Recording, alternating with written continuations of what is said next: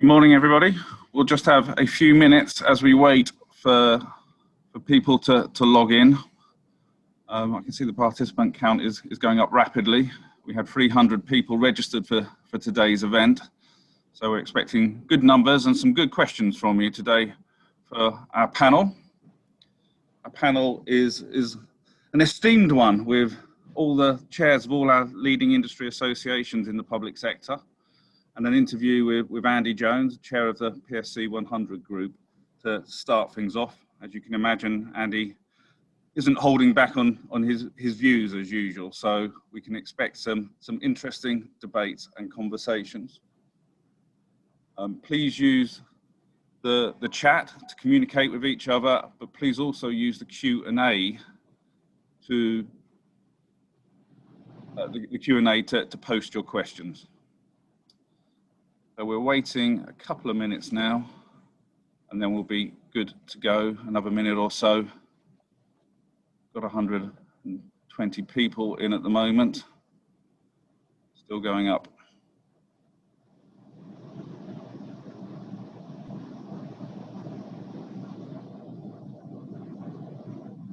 Okay, I think we're probably about ready to start. So I will pass you over to David Fode, editor of Public Sector Catering. Good morning. I'm David Fode, editor of Public Sector Catering magazine, and thank you for joining us in the latest of our series, Future of Your Service. Having looked at the impact of the coronavirus on the individual parts of the public sector in our previous webinars and discussed the implications for the way caterers will have to work in the future, we're today going to take a more pan-industry view. One of the abiding comments that has come out of the other discussions we've hosted are the benefits of networking, collaboration and sharing ideas among the different parts of the public sector. So joining our panel today, we have the chairs of the catering organisations to tell us about how they are coping, both operationally and offering some insight and ideas about how to progress strategically. In a moment, we'll play an interview I had with Andy Jones, chair of the Public Sector Catering 100 group, which was recorded earlier this week. We'll then go live and ask the association chairs for a brief summary of their individual sectors before launching into a Q&A session, which will be your chance to put questions. So let's meet the panelists who'll be joining Andy as I ask them to introduce themselves.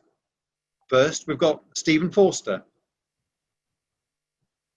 Stephen, are you there? Good morning, everyone. Yeah, great to be here today. I'm the chair of LACA and happy to talk about anything relating to school food today. Thank you very much. We're also joined by Jayne Jones. Good morning, everyone. I am chair of Assist FM, which represents the 32 local authorities in Scotland for all matters relating to catering, cleaning and FM services. And we've also got Phil Rees-Jones, fresh from starting his term of office as the new chair of TUCO. Thank you. Good morning, everybody. I'm the chair of TUCO, which is the University Catering Organisation, the professional membership body for in-house caterers. Thank you. And Craig Smith. Good morning, everybody. I'm Craig Smith. I'm National Chair of the Hospital Caterers Association. So obviously I'll be happy to take all the calls on healthcare catering. And I'd also like to have a public welcome to Phil joining us from TUCO on his first call. So well done and very much, you're very, very welcome. Thank you, Craig. And we've got Molly Shaher from PACE. Morning, everybody. I'm Molly. I'm from PACE. I represent the regional and local colleges across the UK and in Ireland and Wales. So any questions on catering and training in the college environment, please feel free to ask. That's great. And we've also got Sue Cawthray. Good morning, everybody. I'm Sue Cawthray, National Chair for the NACC. Delighted to be here amongst my esteemed colleagues today, and of course, very happy to answer any questions about care catering. Thank you, Sue. And just before we get fully underway, we'll just quickly remind ourselves about how the webinar is going to work. Other than the panelists and me, everyone will be muted. So if you want to get in touch during the webinar, there are two ways of doing it. To put a question to the panelists, please use the Q&A function, making sure you include your name and company. And please keep this to questions rather than statements or comments, and that way we can make the most of the time available for questions. However, the other way you can get in touch is just to share a comment, and we encourage you to do this too. Please use the chat function for this, and remember to choose the option to all panelists and attendees, then everyone can see it. We won't be able to answer any questions you post in chat, unfortunately. And just before we run the interview, let me introduce Andy for anyone. I doubt if there is anyone, but just in case there's anyone who doesn't know him. He's been involved in hospital catering for more than 30 years and has previously served as chair of the Hospital Caterers Association. He currently has a consulting role with the NHS facilities, advising on patient and retail catering based in Birmingham. In 2016, he took on the role of chair of the Public Sector Catering 100 group, which works to share information and ideas across the different parts of the sector.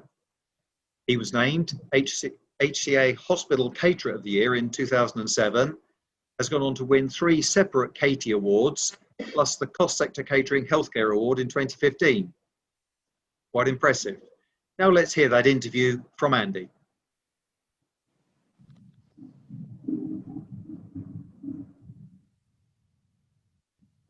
Good afternoon then, Andy. How are you? Yeah, not too bad, David. In this, let's just say, different world that we're in at the moment. Coping well, thank you. Good. All right. Well, you've obviously been operating as a hospital caterer at the sharp end for the last 6 months or so. What are some of the main challenges you've had to face? Well, before I go on and answer that, David, I just want to thank everybody out there, the caterers within the public sector who've been absolutely fantastic, responded well, been dedicated and really been resourceful.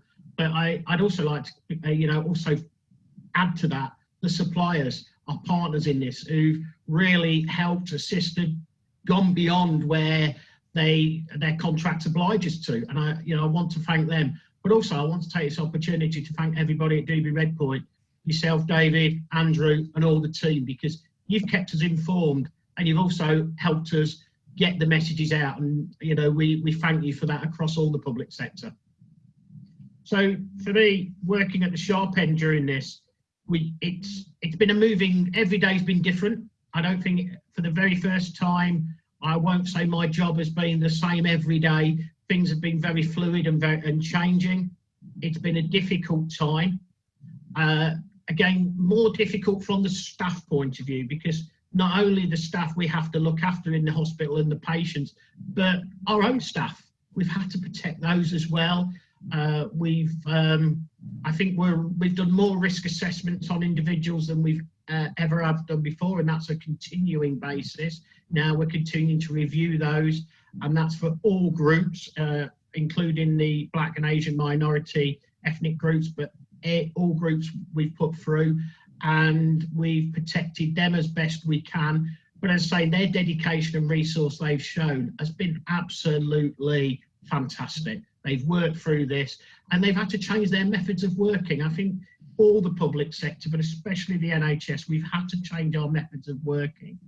The methods of delivery at ward levels had to change. So, for example, where you've got patients who actually came up to the meal, trolley to the point of service, that had to change because the patients couldn't no longer come up to the trolley. So we had to be resourceful, look at and share information between ourselves, talk to our colleagues who do a different system and learn from each other and adapt. So the patients did not miss a meal time and miss their meals of choice. And again, it has just been fantastic.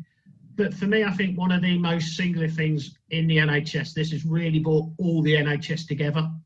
And I think for me, when I went out there every Thursday evening and clapped for the NHS, I was clapping for my team and the whole of the NHS. As I say, the thing, they've been absolutely fantastic in what they've done. But it's brought us closer together, clinical teams, etc. And again, we have to report things differently now. We have daily sit reps.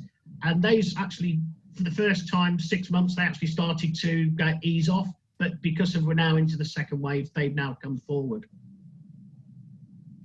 Okay, thank you.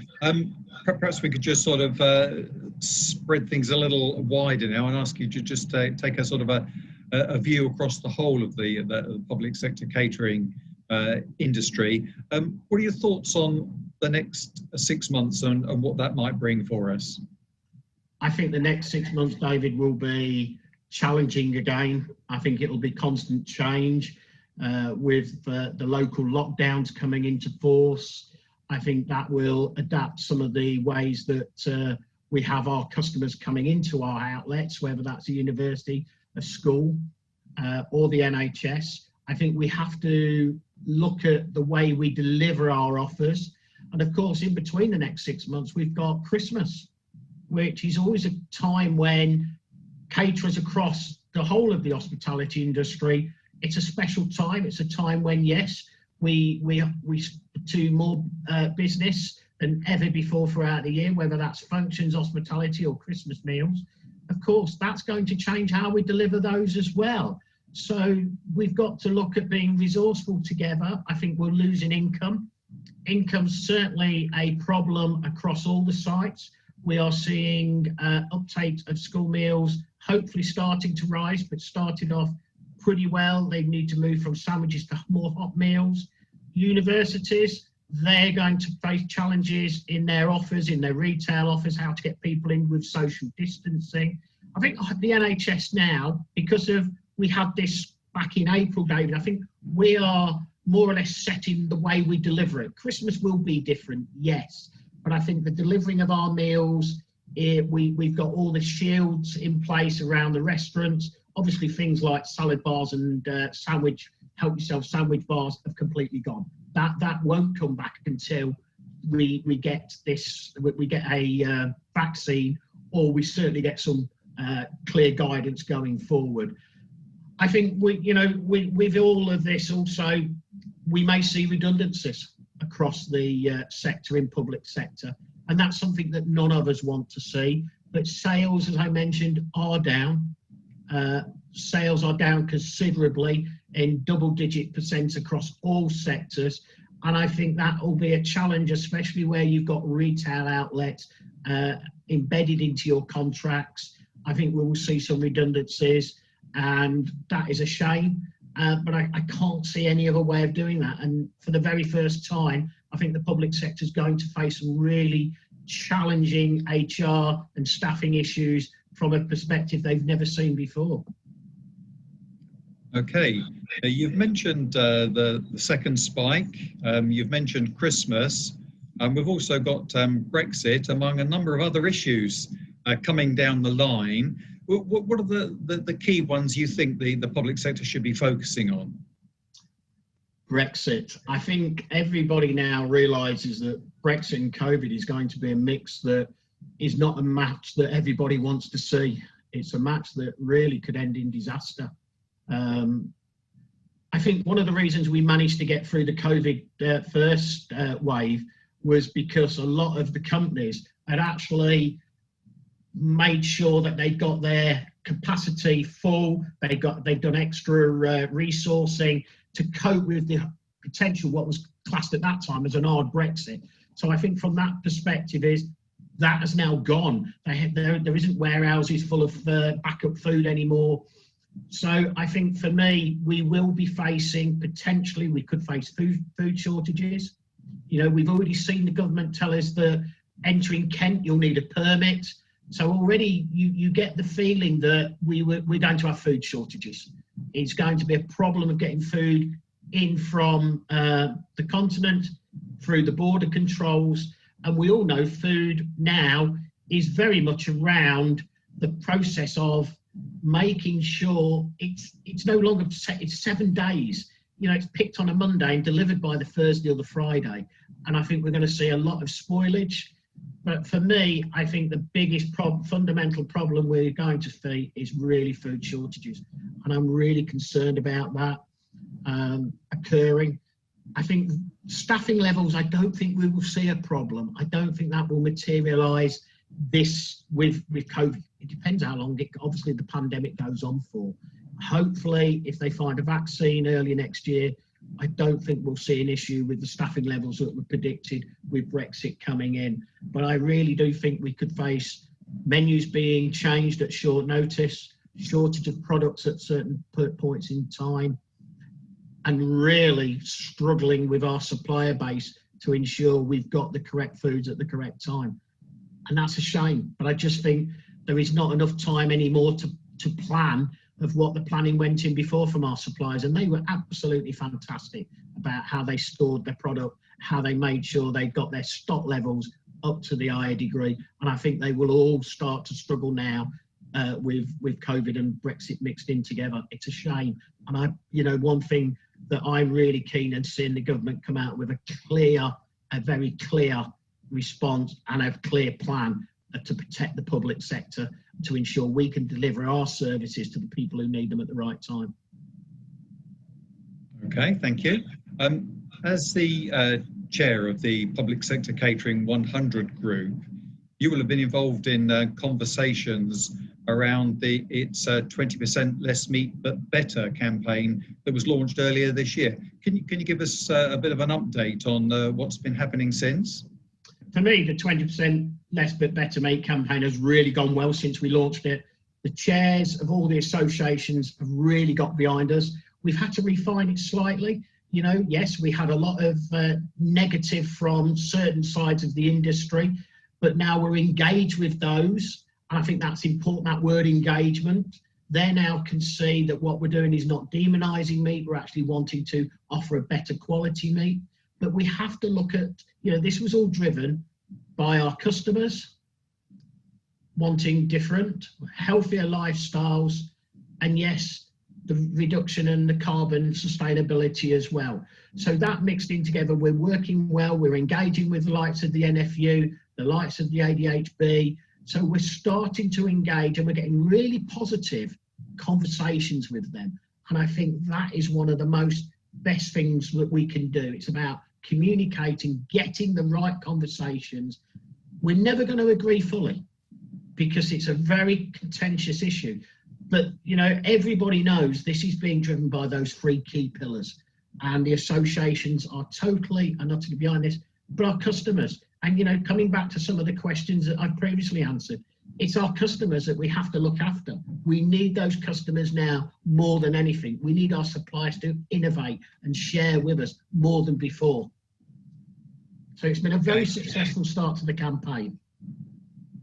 Right, now you're in a particularly interesting position on this, because in your own hospital you've actually changed menus, reduced the meat as I understand it, and I'd be interested to know what the reaction has been to that. David, that's been a very positive reaction, and it really has. I mean, I guess I'm in a lucky environment that I've got a very forward-thinking chief exec who I work for, allows me to do things and try things. So, it forms part of the ethos of the ABC that the Trust have got as their core values, and I'd be able to deliver on that.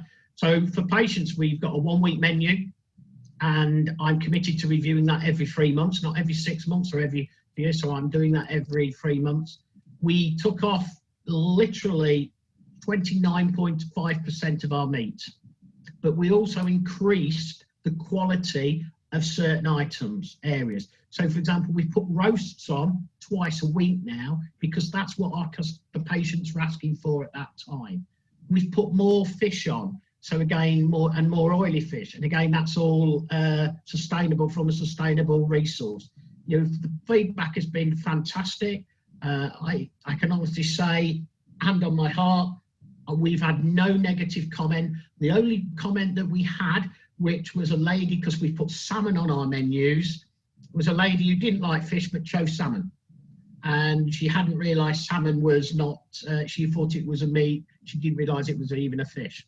So you do get the oddities, but it's absolutely gone down fantastically well.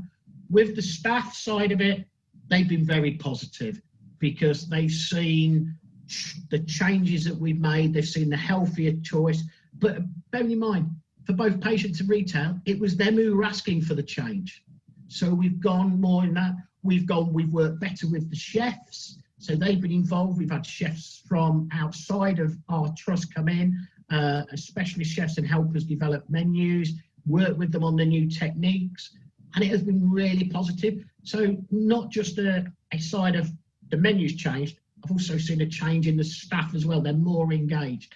But yes, it's been a very, very successful campaign. And recently we just had the Love British Food Fortnight, and I've been able to really engage in that as well, highlight on our menus, and it's allowed us to be more progressive. So the reaction has been positive, one of keep going, wanting more change and wanting better quality. You know, the little things have made the difference. And I think it is not just the menu change, it's the little things that we've done. So for example, sausages, we'd never take sausages off our menu, but we've now increased them to a local Cumberland sausage, and we offer that as a meal deal with mashed potato, red onions, sautéed, and it's gone down exceptionally well. So again, that comes back to this, with less but better.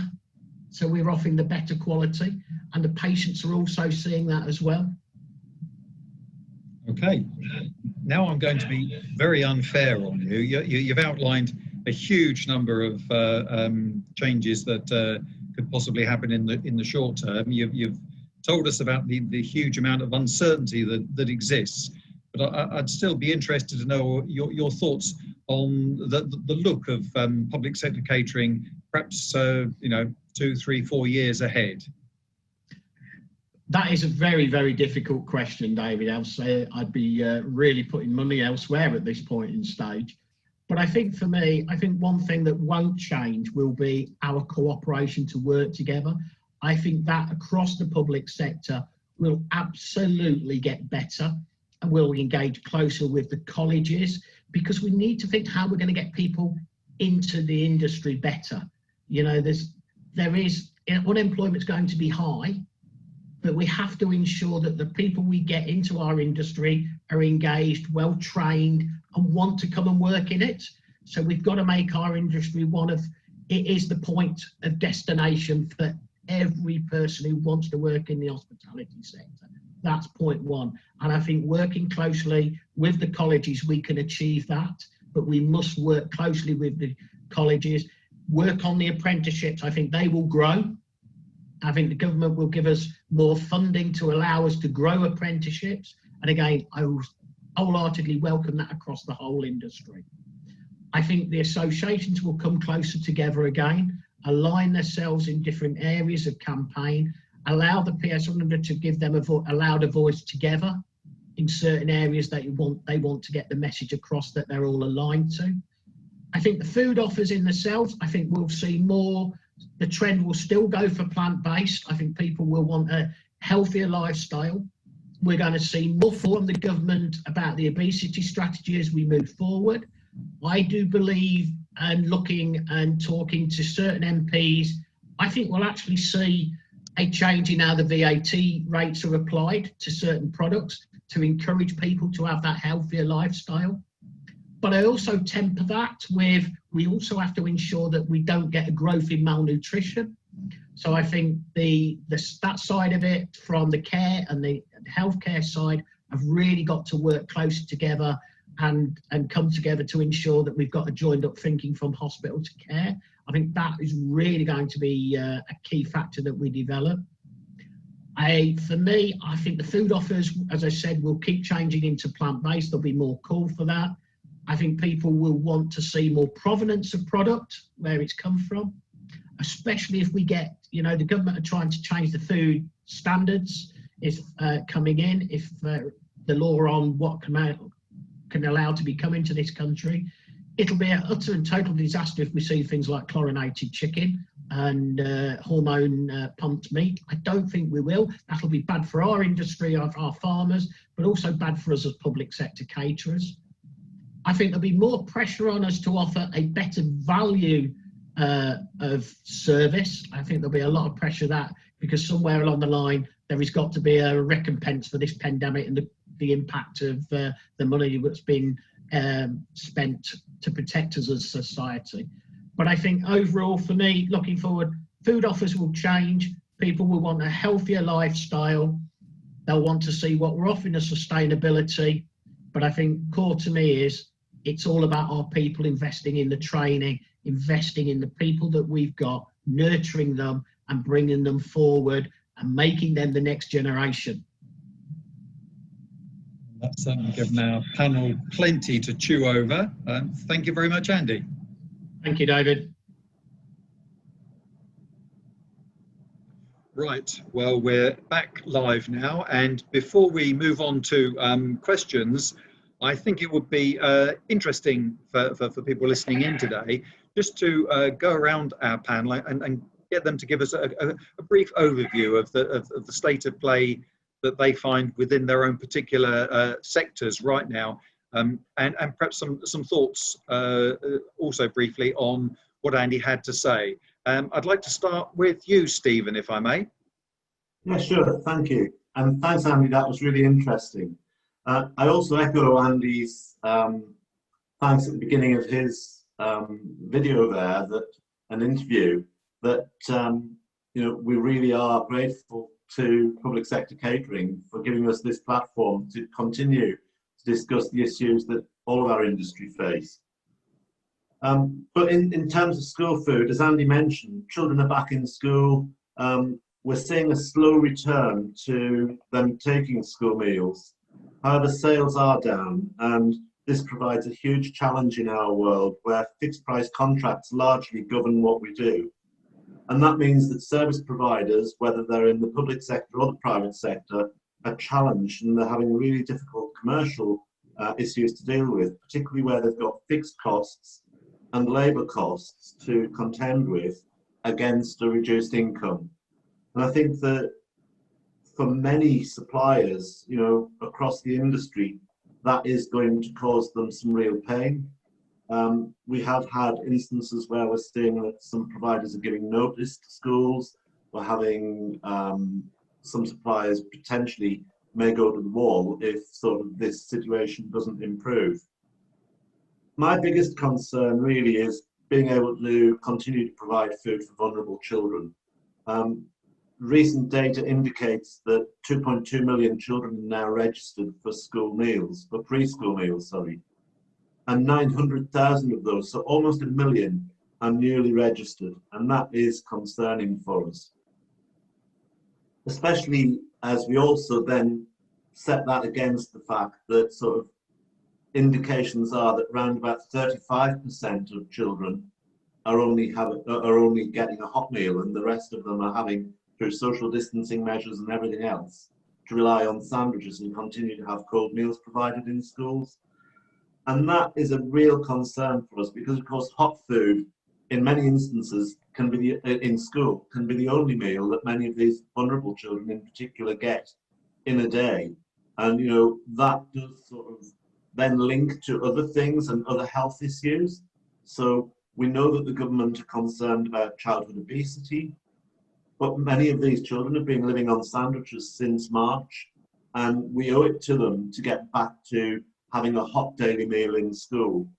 And that's why LACA launched our October initiative, which is being created to encourage the return of hot lunches, both by sort of putting that on the agenda for schools and for parents.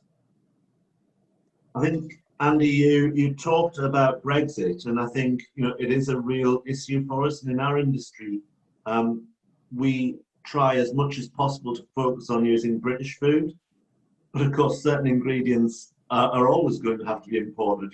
We don't grow bananas, we don't grow oranges, we don't grow all of those sort of core ingredients that we expect to see on our menus in this country. So we do rely on imports of particularly fruit and vegetables. And of course, going into the winter, that is a concern for us and for our suppliers to continue to be able to meet the very stringent school food standards alongside that supply chain interruption could be an issue for us. And that, is something that we continue to raise with our discussions with government. What I would say is the government have been really supportive right throughout the pandemic, and we've been in conversations with government right throughout. So we're not sort of getting a barrier there. The challenge is that there's very little extra money to be able to prop up the industry at this point in time, and that is a concern for me and for our members. And when I talk about our members, I mean our service providers, but also our food service chain. And I think that that is something that, you know, sort of we ought not to forget, that food service chain has also been absolutely behind us right throughout this whole pandemic period. I'll shut up and hand over now to back to you, David, for your next speaker. It is a little bit like Celebrity Squares, isn't it? I'd like to ask Jayne now to give us a perspective from her point of view up in Scotland. Any sort of differences that with Stephen's experience, and also your sort of reaction generally to what Andy had to say about the sector as a whole? Thanks, David. And yeah, I'll try not to duplicate some of the excellent things that Stephen has just said, though many of those resonate very clearly with their experience in Scotland. I'd like to start by reiterating Andy's thanks to everyone. The collaboration, the sharing and the working together has been amazing across the industry and with our partners and our suppliers. And again, I would also share your views, Andy, that the impact of this pandemic on our staff, on their resilience, their physical and mental health has been significant, but their ability to respond and adapt shows how flexible our services and our staff are, and that has been critical to us being in a reasonably successful place just now. It has been a period of constant change and adaptation of service delivery, but we've seen huge amounts of innovation around how our services are being delivered in our schools, with additional sales points and use of extra space in the school and catering vans and outside service points. So there's been a lot of creative ways of tackling the issues.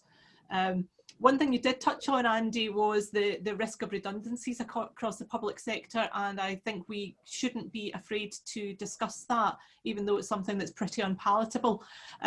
I'll be honest, I'm not too sure about whether in the Scottish school food arena whether that will be the case, but as everyone knows, I tend to be an optimist at the best of times. But with uptake increasing slightly for school meals, we're coming into the winter, which is a huge opportunity. We also have the future provision of free school meals to early years children, and unfortunately, as Stephen explained, the increasing demand for free school meals. I think that all of those factors, I'm hoping, might offset the risk to jobs in Scottish school meals, but we remain to see whether that will be the case. I will also mention the B word, Brexit. In Scotland, we have a bit of a holy trinity of risk facing us, where we not only are dealing with the pandemic response and the risks around EU exit, but we also have food and drink standards changes coming into effect in the early new year also. So the impact of those on our services and our supply chain are likely to be quite significant. However, we've had some really important opportunities to use what we have learned from the pandemic. So our key focus has been on those critical elements of making sure we provide children and young people with sustainable, local, good quality, fresh food, and focusing on providing food for our children and young people that they need to tackle those issues around food availability and hunger, for want of a better way of putting it, by making sure that the food we provide is good for the health of our children and young people, good for our communities, good for our economy, and good for the planet. Some of you might have seen a publication last week that indicated that across the UK, hospital and school catering in September, the estimate is it made up around 43% of out-of-home dining in September. Now that is a huge opportunity for us to highlight the value of our services, that we are reliable sources of income for suppliers in these uncertain times, particularly as hospitality remains very unstable. So we as an industry have a unique opportunity emerging here to make our stake for future service investment, with not just with devolved nation governments, but UK government and with the wider industry, making suppliers more aware of what we can offer for them. In terms of school meals in Scotland, we are now either at half term or almost at half term. Uptake continues to be lower than we would like. We hope it does seem to be improving. Most local authorities, but not all, as Stephen has said, it's a similar picture in Scotland, are moving to hot meals and are as close to normal as they can be, but there are some outliers still providing cold meals there. There has been a great deal of innovation out there as well, so we need to harness and learn from that.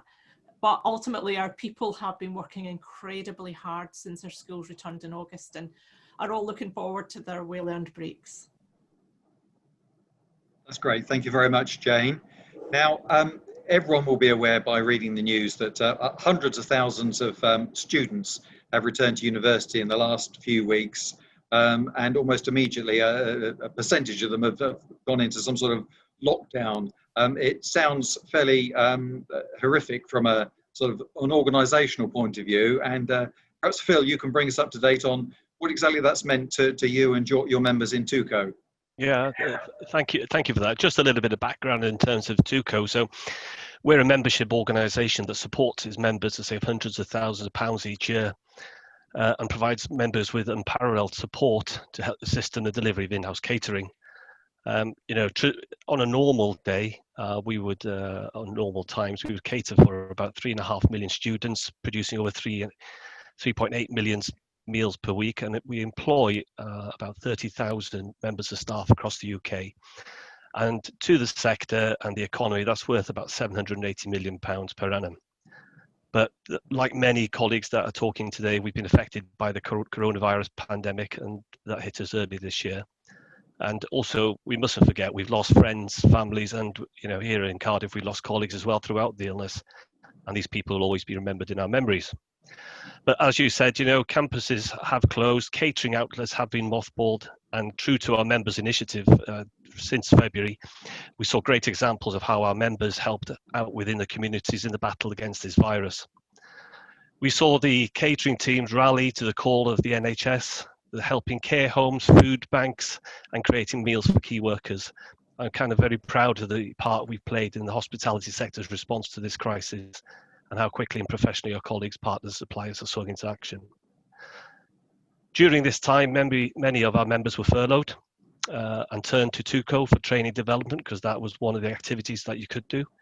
And with a lack of clarity from government around the coronavirus rules and the regulations, we saw thousands turn to TUCO for advice and discussions, and we had many detailed discussions on our message boards and our very successful webinars. But as you said, the students have now returned to campuses and things are different. We've got new ways of working for our teams, one-way systems, social distancing measures, face coverings, reduced menus. We've got perspex and hand sanitizer everywhere. And a huge amount of effort has been made by our teams to make sure our campuses and catering areas are COVID secure and safe. However, the sector has been affected, like many other colleagues have just said on this panel.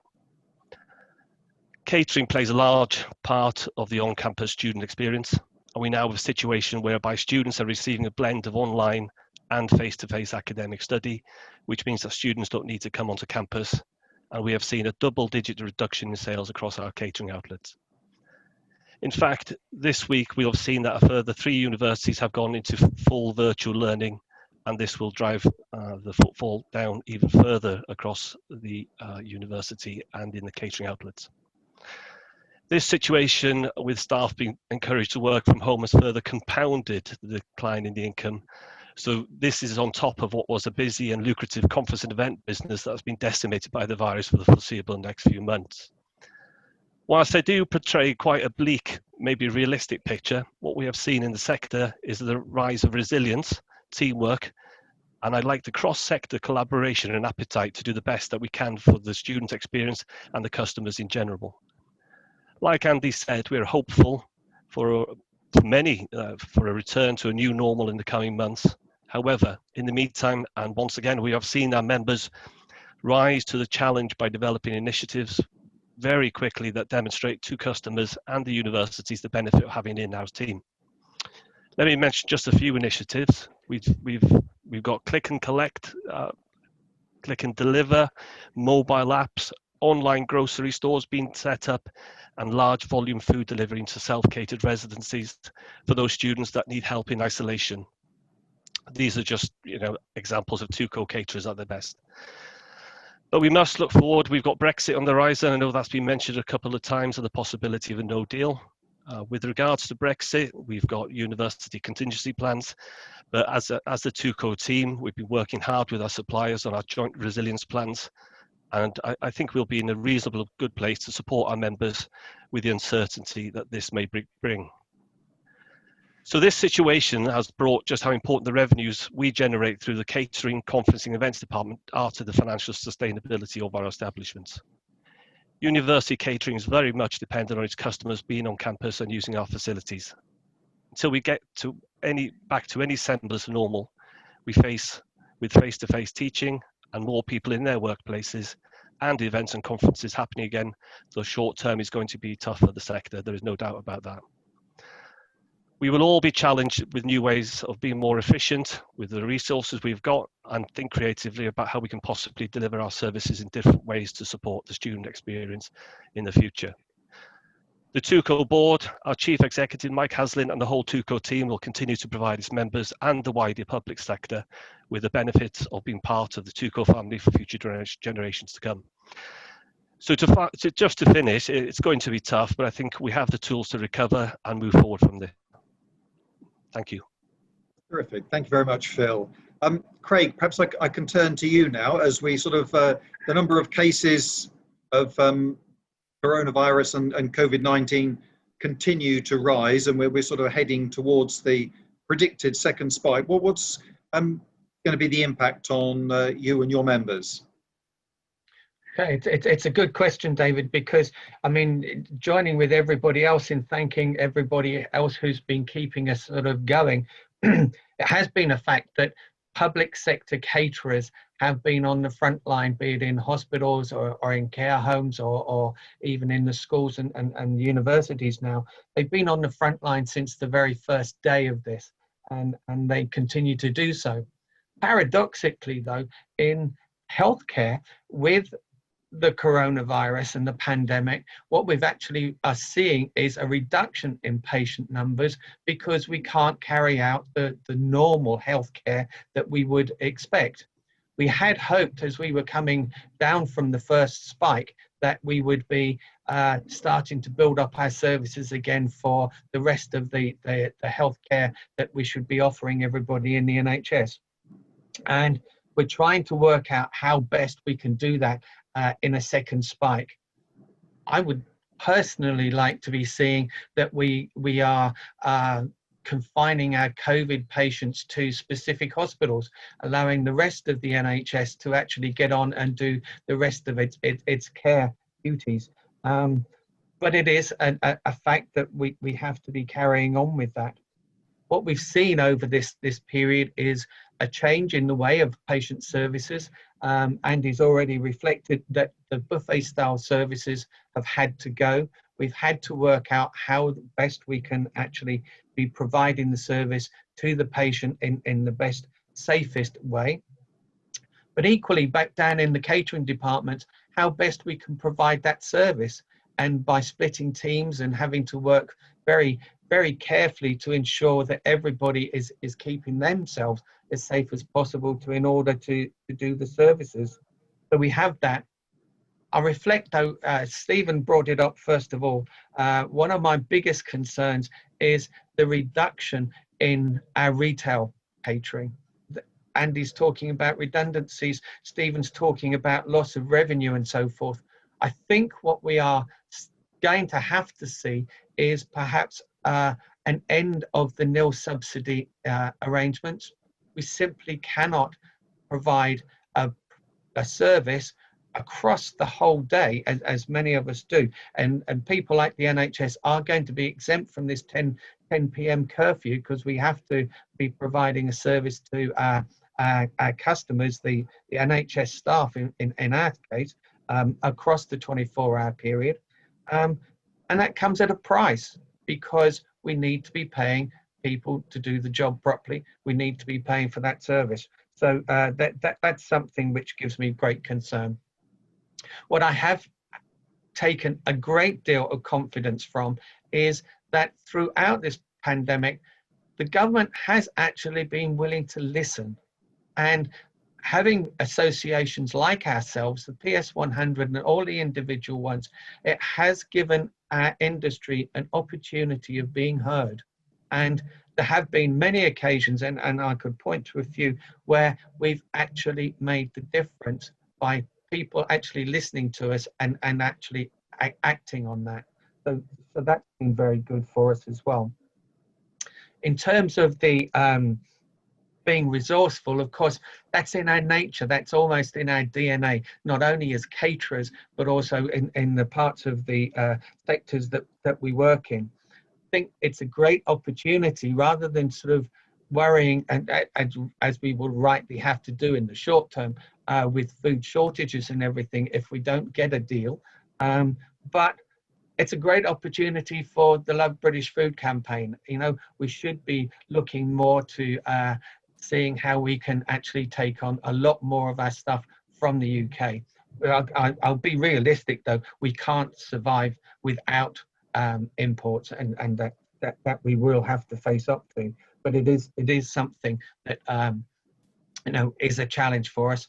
I worry most of all about the fresh food coming in, because that's obviously has a lifespan which is so short. Other positives though that I would take out of this pandemic is the way that A, we've all worked together, but B, what it's given to our industry, our part of the catering industry. What we've been seeing, and I think Andy alluded to in his interview, and it's certainly been elsewhere, where chefs, professional chefs, good quality professional chefs, have actually had nothing else to do because their restaurants and places have been closed down. They've actually been coming into NHS properties, into the food production factories, and actually sharing their expertise, which has actually been a benefit to everybody. It's keeping them on the ball, if you like, but it's also teaching our side of the business something which is really important. And these series of interviews, the best one I had, I have to say, was Molly's, because if anybody who hasn't seen this series of webinars, just go back and watch the pace with Molly, because her enthusiasm for the grassroots of our industry just has to be admired. That's where it's going to come from. That's where our future is going to be. COVID, Brexit, or whatever, our future still lies in the youth coming through to replace old fogies like myself. So that's my overview, David.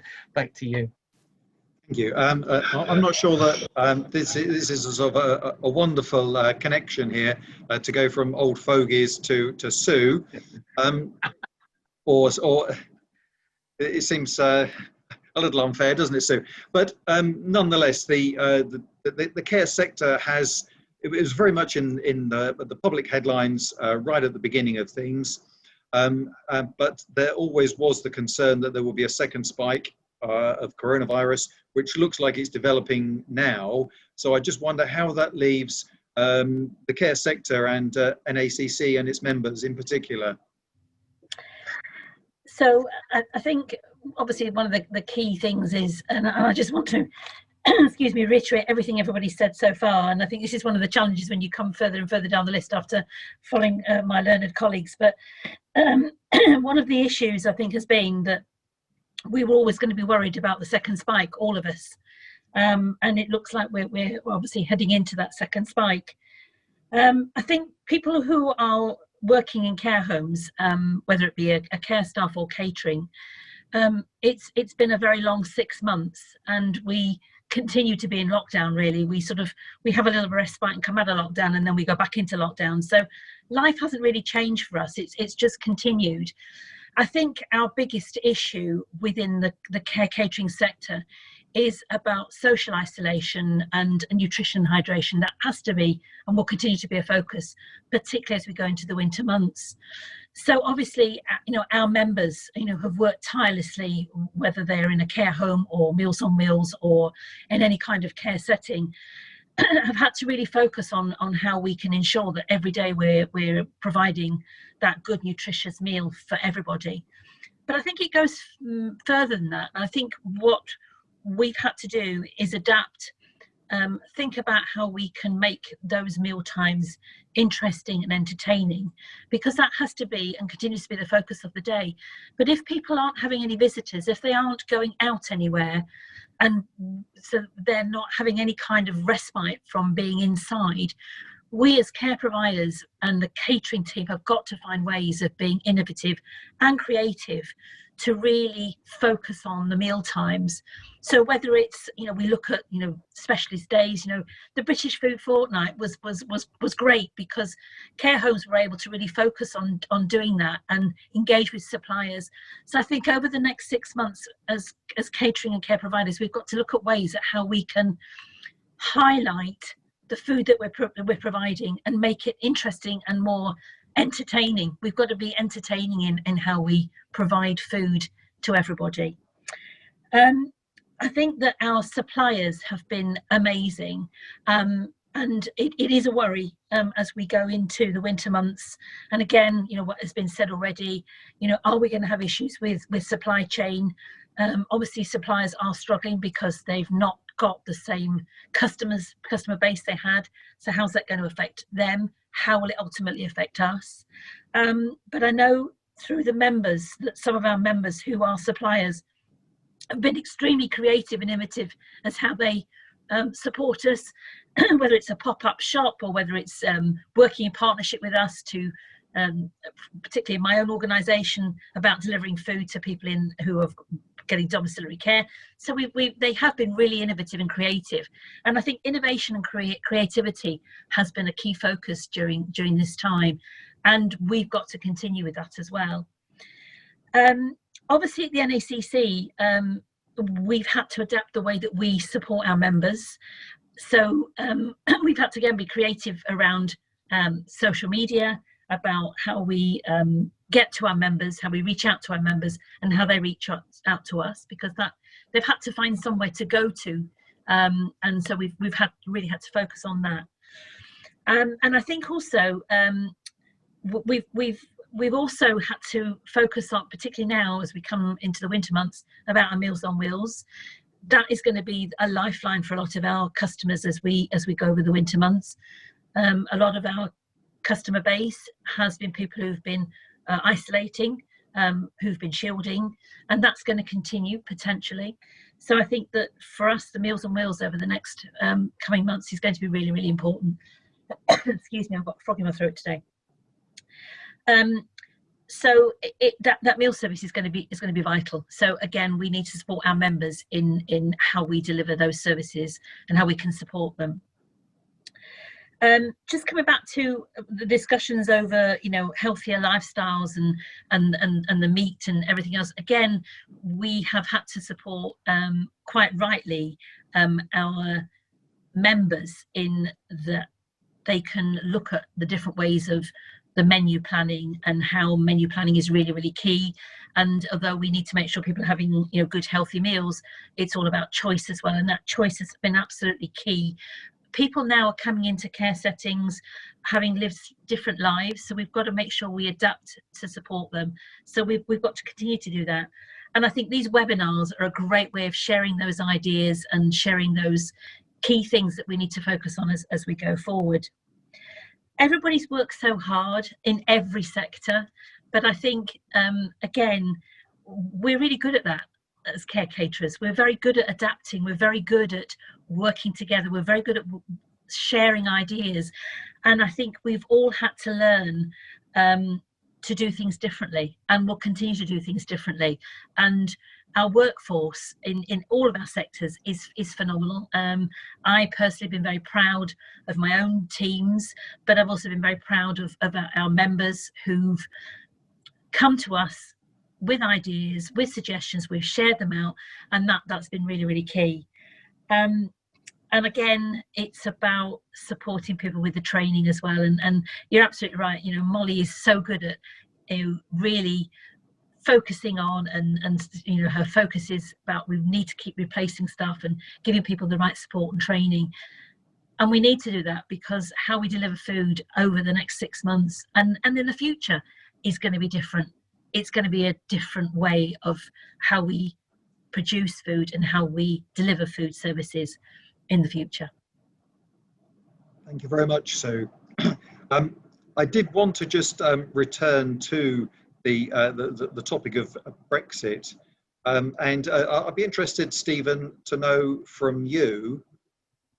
Oh, I'm sorry.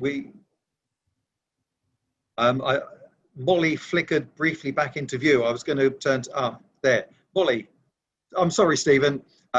We've been rejoined by Molly. Hi, everybody. Yeah. Molly, everyone else has had a bit of a turn just to give us an update on their particular sector. Some very kind words said about you and your sort of ability to enthuse people about catering education. Do you remain optimistic? Well, I do, and we have to remain optimistic because this is the younger generation that's going to hit in a couple of years' time when we all come back from this pandemic, because hospitality is going to revive and everybody will need it more than ever. So I think what we've got at the moment is a set of young students in a college environment that have having to learn to be creative, they're having to learn to adapt to what's going on online. They're given an experience of, sadly so, a pandemic, but they're able to be resilient. So when we put all these young students out in a few years' time with qualifications into the industry, they're going to be better adapted to what's going to be able to, what can come out and how creative things can be.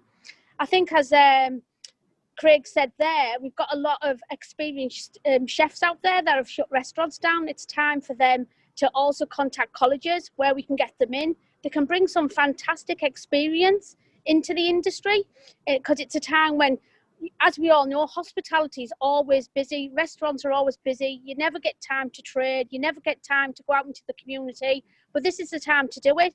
So let's get these younger ones back into the industry, fully equipped, fully adapted, new skills, able to be resilient, and also they've got a lot of online skills now in IT, where in the hospitality sector, I think in a kitchen you're a bit far behind in front of house with it, but it's time to adapt, and I think that's what we've got to be positive of. There's got to be some positivity for the younger generation. We can't be negative for all their future, because it is going to be a future for them, and that's what we need to keep doing. So that's my point of view, David. My optimism as positivity is normal, and I'll keep banging on about that forever, amen. As long as these younger students, we need to support them. And Molly, while we've still got you, maybe I can just sort of address this sort of Brexit question to you for a quick comment, because perhaps people might be surprised to know just how much catering colleges need to buy in terms of food and that. So do you have planning in place for a no-deal Brexit? Well, we have got planning in place. We're just working along our supplies all the time. We always have all our supplies have been really adaptive to us. They're always there's a great dialogue always going with communications. We know shortages that are coming, what we can do to change, if there's new products on the market. We work with them all the time. So I think the thing is with hospitality catering, like I said there with Phil, with universities and colleges, our supply chain's always a great communication. So I think from a Brexit point of view, we always try to keep on top with everybody else. Thank you very much. And sorry, Stephen, if I may come back to you now on this, simply because school food is obviously a hugely important part of the public sector catering, and the thought that Andy suggested that there could be food shortages obviously must fill you with some concern. Yeah, absolutely, David. And sort of earlier this year, we went through that planning exercise in terms of sort of school food menus, and I think that sort of that, fortunately, the apocalypse didn't happen in January, and we didn't have sort of all the shortages that we expected, and that was obviously overtaken by everything that's happened since then. That real sort of planning piece that we did last year will really just be moved forward into January this year. And sort of we'll have to sort of wait and see, I guess, in terms of what the government do as far as sort of making sure that we've got adequate food supply. Clearly, sort of there's a balance between the food that goes into food service, food chain, and the supermarkets and sort of the retail world. And I think that we rely on a core group of key ingredients for our sort of school food provision. Because we've got a very sort of governed provision through things like school food standards, we can forecast very accurately the level of ingredients that we need.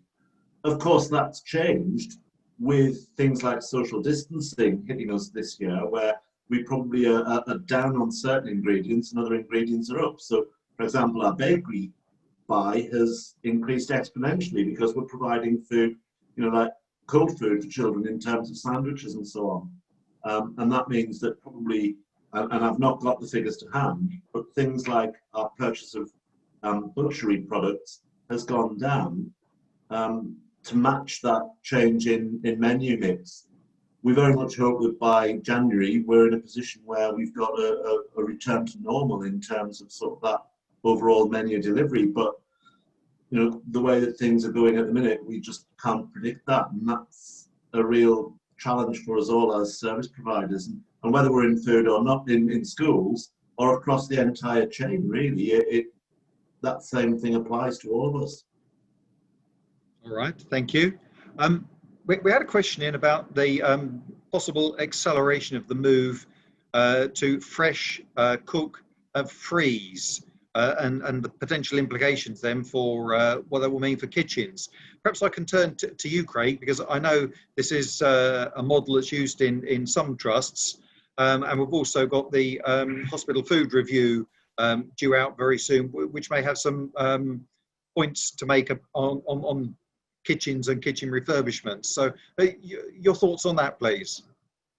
Okay, the hospital food review is we hope going to be published later this month.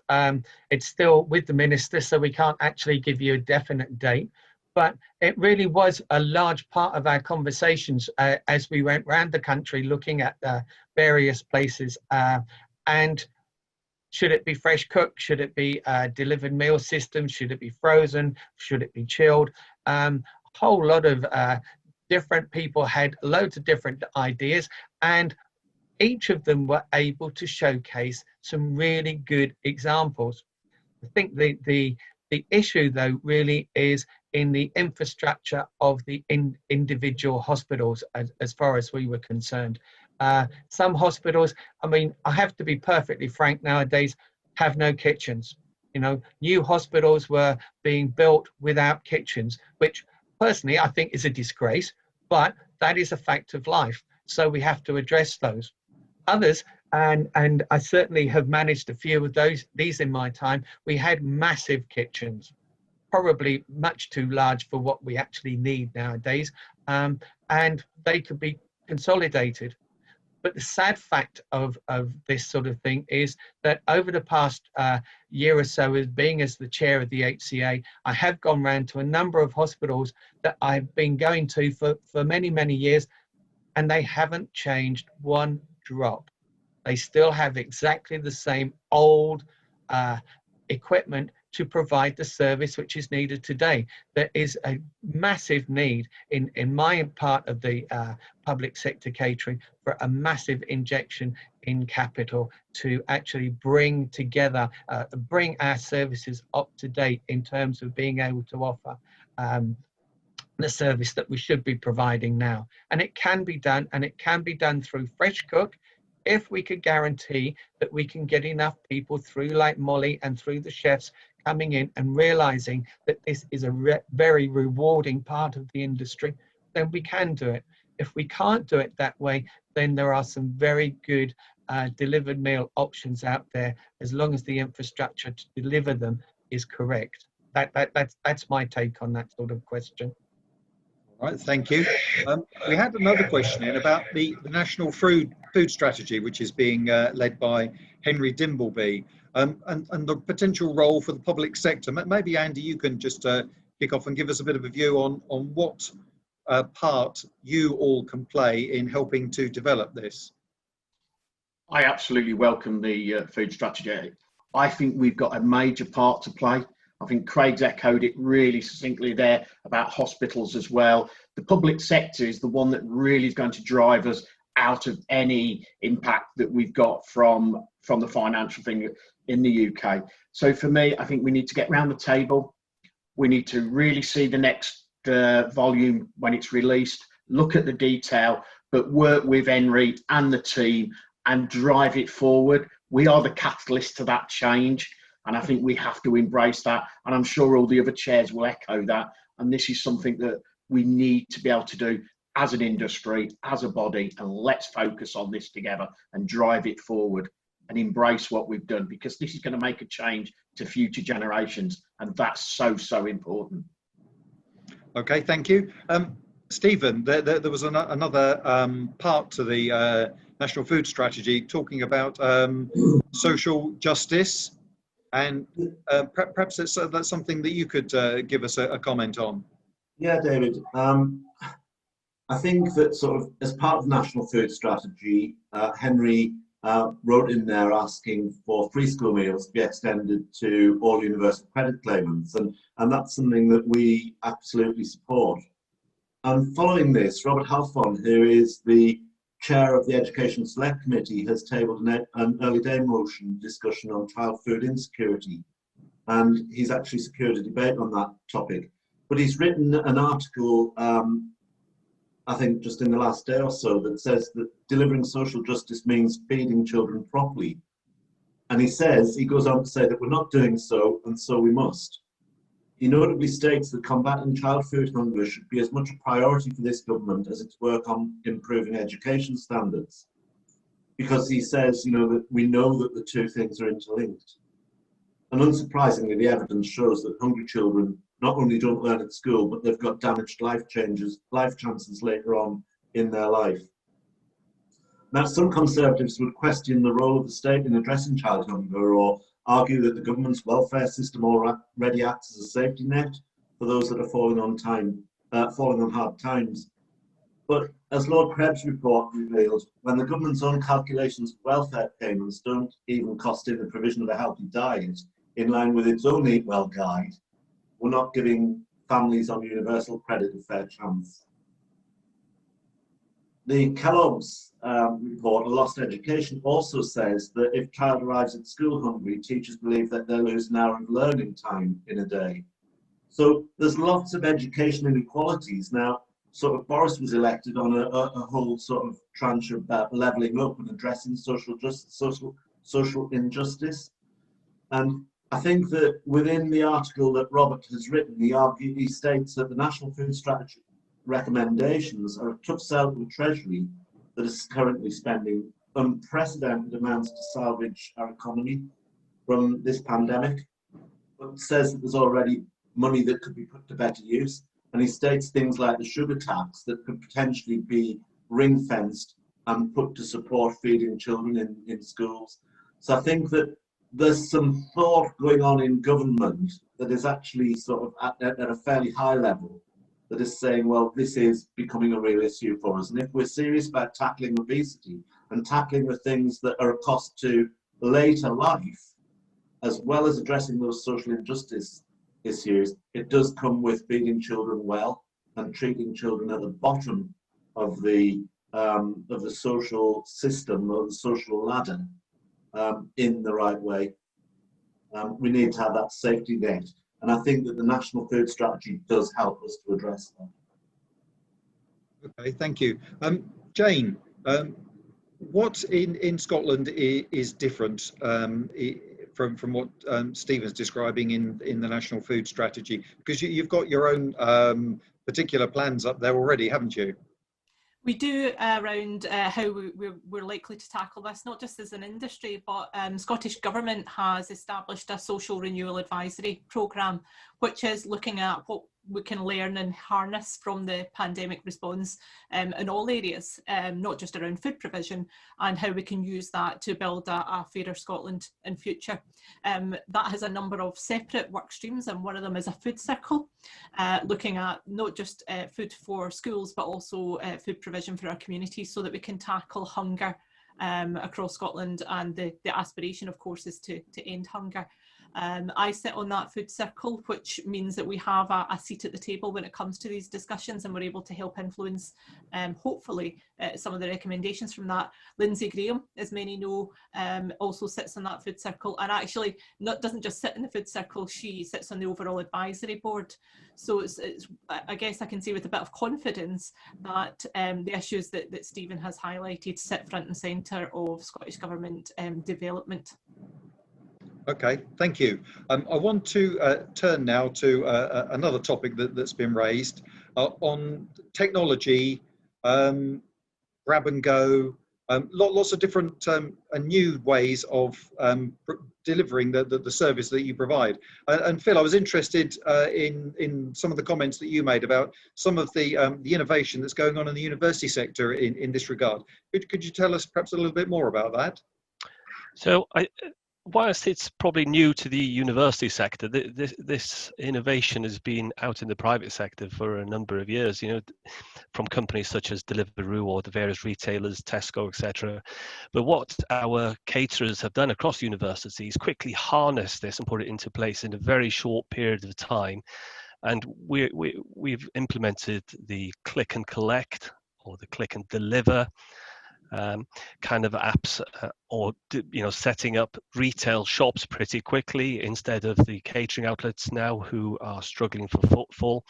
So this is very much a quick and developing situation that we're adapting to and putting technology in place. Okay, thank you. Let me see. Sue, perhaps I'm going to ask you as well. This idea of using technology in its many different forms, is it something that's coming into the care sector at all, or have you yet to sort of really explore the possibilities here? I think technology has been really key for us because of the fact that the only way we've been able to engage with the outside world in care homes is through technology. So we've had to learn not only to train the staff, because not all the staff were as adept as we thought they were going to be, but the residents I think have enjoyed the opportunity to use technology because it's been a way of them being able to stay in contact.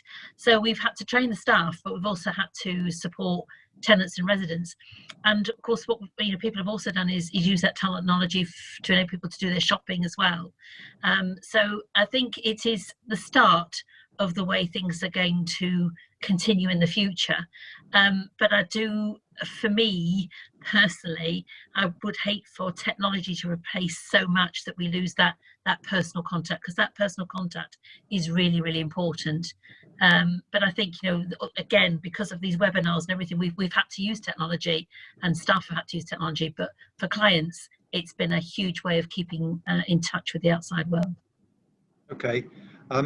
And another topic that's come up is sustainability. I think a lot of people are concerned that our eye has been taken off the ball, so to speak, in terms of sustainability, because the focus has been on so much else.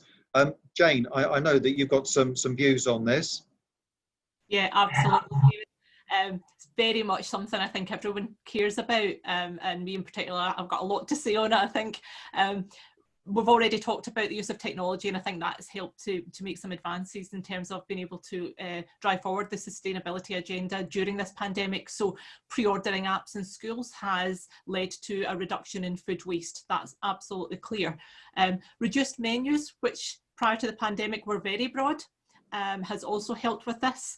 So narrower choice, I think, has helped to tackle issues around food waste too. So there have been some unintended benefits that perhaps it wasn't the purpose for doing a piece of work, but it's certainly come out of the other end. The other thing I've seen is a lot of investment in some more sustainable equipment to support social distancing and additional sales points and pop-ups, which has helped to deliver things like energy efficiency, for instance. So you're no longer having to fire up, the big range cooker when we've got much more effective equipment in place. Yes, there has been an increase in disposables. There is no getting away from that. But I think people have been sensible around how they've done that, and they've only done it when it's required. I think it's really important to understand why we've done that as well. It's not necessarily because we think it makes the food safer or it's safer for the pupils. For us, I think in school catering, it's more around making it safe for our staff in terms of physical distancing. So if you have a school with 600 pupils, that is a lot of bowls and plates and cutlery to have to wash, and usually you would have 2 or 3 staff members in the pot wash area to do that. We can't do that just now because of social distancing, so that has then led to a reliance on things like disposables. So there's more to it than just a straightforward replacement 1 for 1, and we need to tease some of that out. However, I think there's a real opportunity as well for us to look at how our industry fits within circular economy planning and inclusive growth activities. Now, I recently met with Zero Waste Scotland to plan how we can react positively in the midst of this pandemic to make sure that sustainability is not a casualty. And actually, while I've been in this call, they have followed up with another email about that. So I think we can safely say that this is front and centre of our minds. I think it's an opportunity to put sustainability at the heart of our future planning when we're developing our local community Build Back Better plans. And as part of that social renewal advisory work, we're looking at how can we make sure that things are good for our climate, good for our planet, and good for our communities. So we need to make sure that public sector food is a key aspect of that. Right. Okay. So sustainability then, Andy, is not a sort of standalone issue. It's very much part of the solution to some of the challenges that the public sector faces. Is that right? Absolutely. I think Jayne's really summed it up really well there. We've had to change very quickly. But, you know, again, I'd like to thank suppliers because they've been there for us. They've been innovational. They've been delivering the products we've wanted at the right time. So I think, yes, I don't think we have took our eye off the ball. I think we've moved quicker than we anticipated. We've got sustainable products in there, but it's something that we've got to drive forward because, as Phil alluded, Stephen's alluded, and Craig's alluded, the grab and go offer is certainly going to be something that grows. And so we will be using more, but our sustainability will always be the ethos of what we do. Okay. Phil, I know within the university sector, students are sort of keenly aware of sustainability as an issue, and you need to be, because they're your customers. Is it still sort of very much top of your sort of among your priorities? Yeah, well, whether it's top is a different question. I think it's gone to further down the to-do list since February. But let's not forget, you know, universities across the UK have declared some form of climate emergency, or you know, they need to become carbon neutral. And you know, as Jayne mentioned, you know, we have got the duty to do this, and you know, one of my major concerns is the amount of disposals that we're actually working with now, and what we're going to be doing with these in the future. So TUCO, as a company, we have a dedicated resource that's going to be helping our members with this green recovery, or as I've just picked up, building back better, as was just said, and I like that phrase. And this will be something that we'll be working to in the very near future to bring it back onto the agenda. All right, thank you. I wanted to turn now to the idea that's been suggested a sort of couple of times already, that actually the situation we're facing right now is an opportunity for the public sector to sell itself as a career option for catering students. And Sue, I'll be interested in your thoughts on how perhaps the care sector can work to promote itself and the work that you do as a good and rewarding career option. Most definitely, and I think that because of what the challenges we've faced over the last few months, as I said when I spoke right at the beginning, we've had to adapt and look at how we deliver and produce food and the different services that we offer. And I think that particularly to the NACC through our chef competition that we obviously usually hold, but obviously we've been challenged this year because of not being able to do that.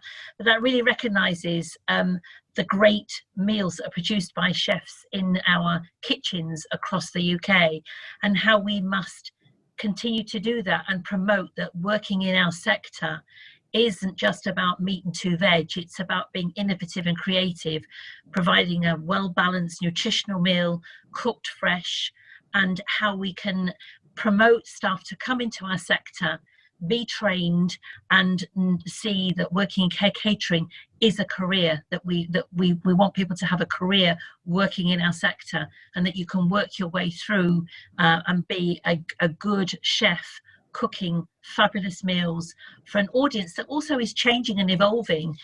So chefs need to bring those talents in and share their talents with not only the people that they're working with, but the people that we're providing services to. So I think, catering has never been such a great opportunity for people to come in and try it and see how well we do in providing fabulous meals for our clients.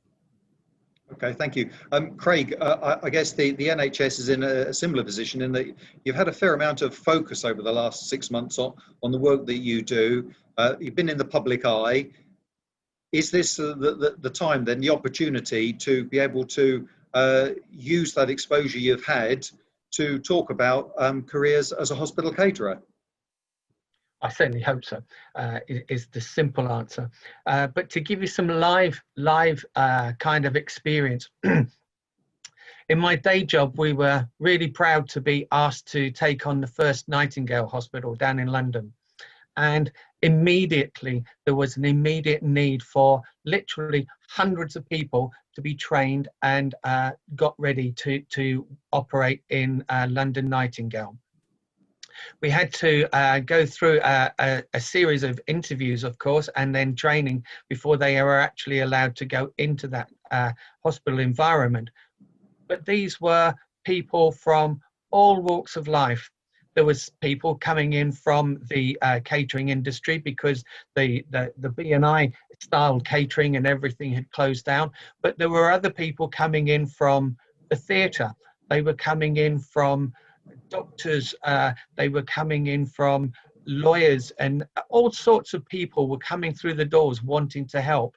And we still have people on our books now who had never considered coming into healthcare at all, who are now saying, do you know what, it's a really rewarding opportunity that you've given me, and I'm going to take it. So I think the more that we can get those kind of messages out, it will kind of debunk this idea that it's a sort of the end of the industry sector, and it certainly isn't. It's very, very rewarding. Okay, I wanted to turn now to the vexed question of Christmas.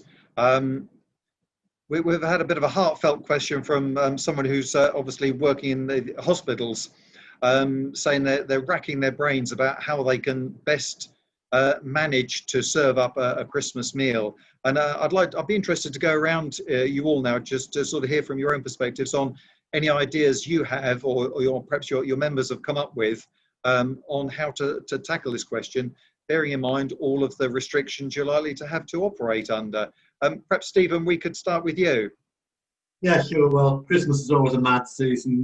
Like you get into schools from December, and it's like madness is sort of the term I would use, and I'm sure that Jayne will agree with me that any thought of teaching or anything else just disappears from the mind because children are just focused on one thing.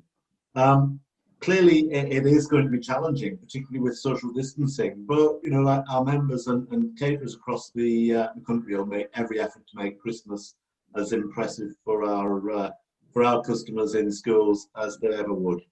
I think that the other thing that we should be mindful of is that, again, sort of working with the DFE, we've come up with some food parcels. So for children that might be excluded from schools, there's the opportunity to make sure that we can continue to feed those children through the provision of food parcels. And when I say excluded from schools, because of the virus, but that we'll make sure that whatever goes out in food parcels has also got some festive element to it. So I'm sure that sort of we can rely on school caterers and caterers across our whole sector to make sure that Christmas is as uninterrupted and as normal as we possibly can make it. All right, thank you. And Jayne, perhaps you can reassure us that Christmas is not going to be cancelled in Scotland? No, Santa is not stuck up any chimneys. You're fine. He'll get there for us all. Just as Stephen said, it's something that we're still working with our suppliers to make sure that we've got what we need to provide that meal, because my worry is it's that close as well to EU exit that it's just another thing that we need to make sure we absolutely have in place. But theme days have been particularly successful recently, and this for us is our biggest theme day of the year. So the plans are in place for that. One of the things that I know people are working on is potentially phasing it in classes if need be, so that no one misses out and no one's left behind.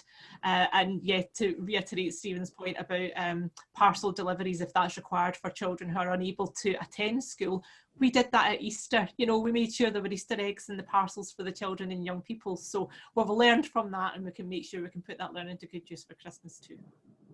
All right, thank you. Phil, I guess in universities that many of your customers have gone home, but you'll still have people you'll have to cater for. How do you manage normally, and what might be different this Christmas?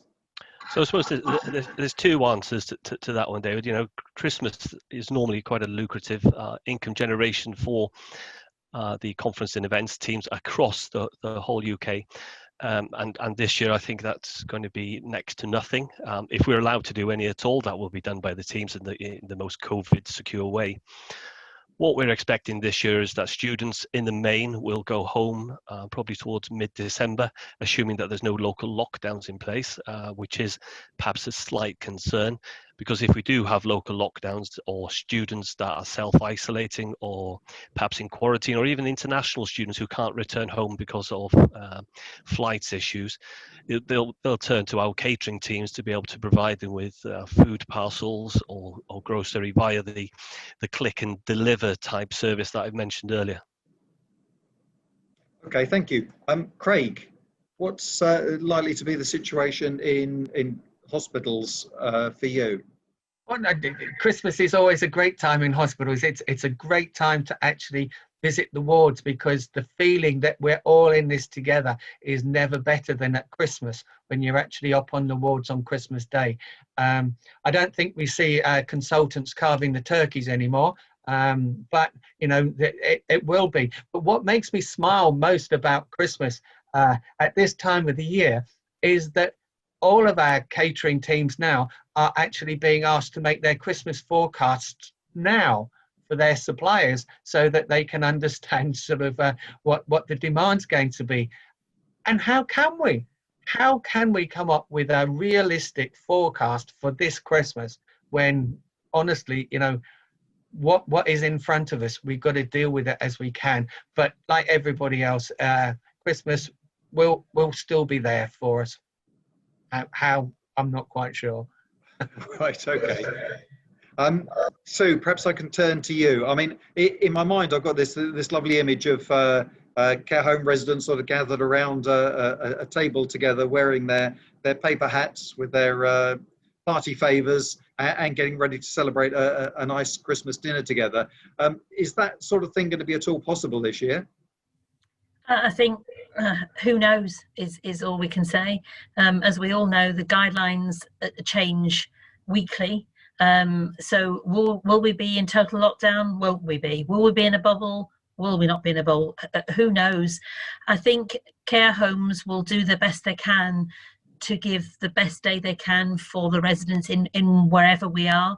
I know here in my own organisation, we are looking at being a little bit innovative in how we can deliver meals for our residents and tenants in both the different care settings. So I think it's difficult to plan. We know we're going to plan to feed everybody, so we know that we're going to have to feed everybody. So it'll be up to care homes, I think, individually to make sure that Christmas is celebrated in the best way we can, not just for the clients, but also for the staff who will be expected to come to work. And I think this year it's been more important than any other year before, because they've come in, day out, tirelessly. So we need to make sure that if they're working Christmas, as organisations, that we really support them. And again, you know, I know our suppliers are going to be brilliant in supporting us with all those little extras. All right, thank you. And Andy, perhaps I can turn to you, and with reference to your particular day job right now. How about the staff that you have to feed? Will you be able to do anything for them? Yeah, I think I take inspiration from everybody on this webinar now and my esteemed colleagues. We're actually looking at creating meals for our staff in bubbles. So we'll be able to serve them in their bubbles. Takeaway as well. So we actually give Christmas lunch. We're working with our suppliers on what can we put into different hot and cold offers so people can take it back to their areas of work as well. So Christmas is very much on. Christmas will be, just as Craig says, just slightly different. The lockdowns could be making an issue, but for me, yeah, in the retail, it won't be, obviously because of social distancing, people won't be able to come into the restaurants like they have in the past in their work groups and departments, but we're looking at taking the meal options to them and at their desk as well as one of the options. So I think it'll be different, but as always, as caterers, we'll deliver it with that smile and jollity that we always do at this time of year. And a ho, ho, ho as well, we hope. That brings us to the end of today's webinar. It just remains for me to say thank you once again to Andy, Stephen, Jayne, Craig, Molly, Sue, and Phil, of course. There will be a link to the full recording of this webinar available next week on the Public Sector Catering website. The next event that we've got planned will be on October the 22nd, when we will be talking to Phil Shelley, who headed up the hospital food review. This is an event that's sponsored by Appetito. There are a number of other events following that. You can see them on the screen in front of you. And lastly, a word of thanks to the suppliers who support the Public Sector Catering 100 group, and without whom events such as today's webinar would not be possible. And you can see their names on the screen as well. So that's it from us. We'll look forward to seeing you again on October the 22nd. Goodbye.